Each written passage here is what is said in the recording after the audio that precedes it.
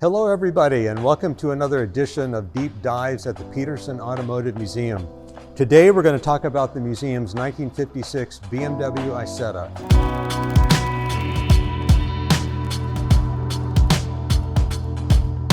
There are a lot of reasons that the BMW Isetta exists, and they date back to the 1930s when BMW made its first road-going vehicle, a motorcycle, in 1932. The war intervened, BMW made aircraft engines, and when the war ended in 1945 and the Allies emerged victorious over the Axis powers, the Allies forbade any of the Axis powers, which included Italy, Germany, and others, to make any product that was theoretically usable for war. So that meant they couldn't make engines for airplanes, they couldn't make the airplanes themselves, they certainly couldn't make tanks or jeeps or anything like that. So what a lot of them did is tried other things. They kind of thought a little bit out of the box. And BMW was one of those. Now, BMW made engines for aircraft during World War II. After the war, BMW went back to building automobiles. But it took until the 1950s to do it. And the cars that they introduced were V8 luxury cars, which was the last thing any German, any European needed in the early 50s. Money was scarce, a hard currency, American dollars were just not to be found. And the large share of the population was riding around on mopeds and scooters. Well, the folks at BMW happened to go to the 1954 Turin Auto Show, and they saw a little vehicle that was built by a firm called Isocaro, ISO, which was making refrigerators. But they also made a little car called the Isetta, which means little Iso. The car is interesting because it was actually conceived to be a kind of motor scooter that was enclosed. In other words, if you had a motor scooter, your next step would be an Isetta perhaps, or another bubble car, another micro car of the era, and then you would get into a small compact car, then you would grow as your financial success grew. But this is, for many people, their very first experience of the closed car that they could ever own themselves. And it was just full of detailed interest. I think the one thing that most people immediately notice is how short it is and how there are no doors on the side. There are only sliding windows, and you say, well, how do you get into the car? Well, it's pretty simple. A very unusual way. You get into it from the front.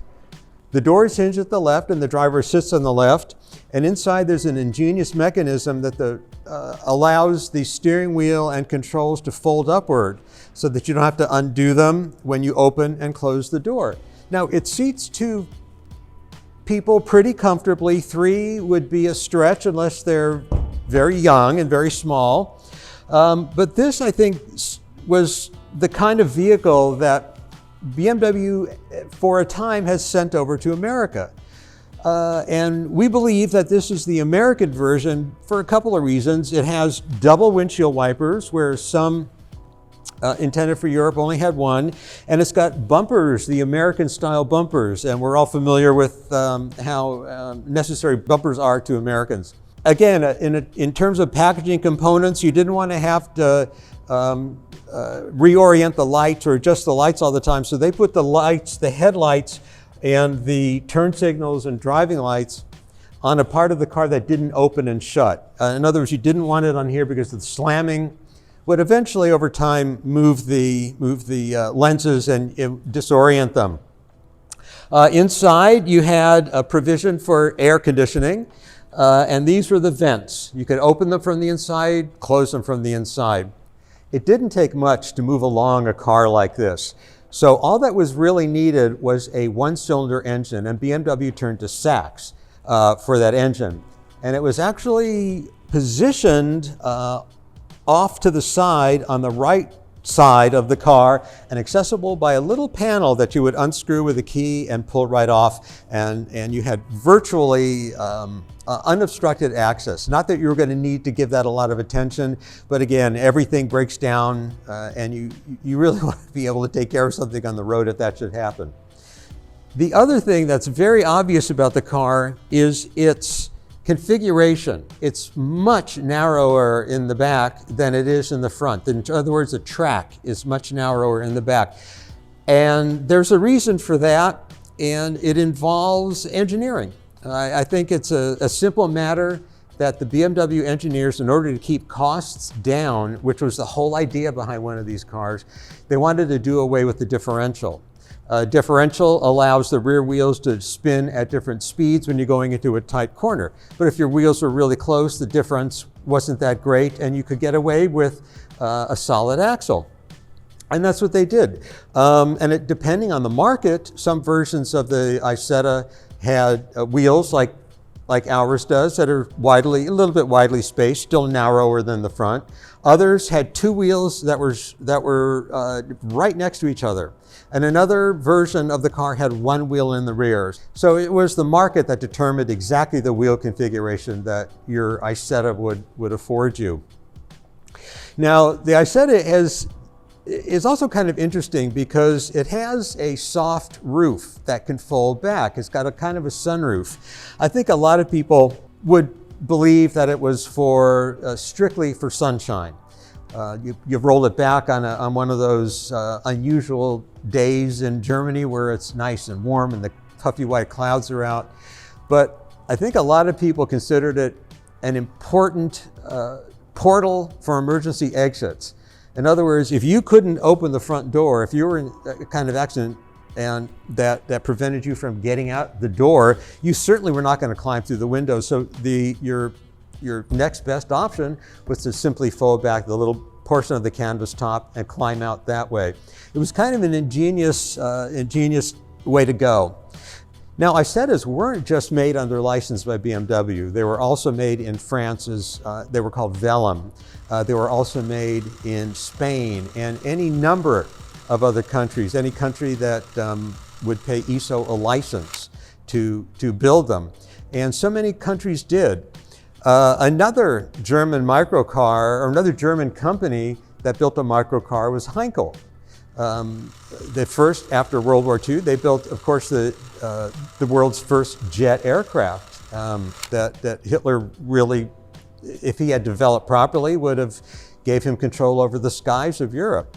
And Heinkel was very much in the forefront of that. Well, they were, of course, not allowed to do any war work after the conflict, so they started building scooters. And then they said, well, let's design our own scooter, enclosed scooter. So they designed a car along very similar lines, which they actually licensed to a company in Great Britain called Trojan, which also built them. So there were a few. There was even a version of this car built by Zundap called the Janus, with a door that opened in the front, the way the BMW Isetta does, and a door that opened in the back, the opposite, the way that the BMW Isetta was. You had seats back to back with the engine in the middle. Again, they were experimenting with the idea of how to package the components, how to get the car to its most minimum, so that you could use the least amount of raw materials, and the least amount of heavy equipment to build it and sell it to the public who is in desperate need of automobiles. Now, riding or driving in one of these is an otherworldly experience, especially for Americans. And this must have looked like something that landed from the moon in the mid-50s, when you have to picture in your mind what the smallest Ford looked like. It was still a large car with fins and chrome. And here you have BMW with this car with 1/8 the number of cylinders, or 1/6, depending on the engine your Ford had. And you could probably make two or more of these with the raw materials it took to make just one Ford, Chevrolet, Cadillac, or Lincoln of the time. Again, this is Europe being very much in tune with the need to conserve natural resources, but they also wanted to break out of the market. For a time, they were looking to North America, and BMW Isettas were very much a part of the North American motoring landscape, at least for a little while.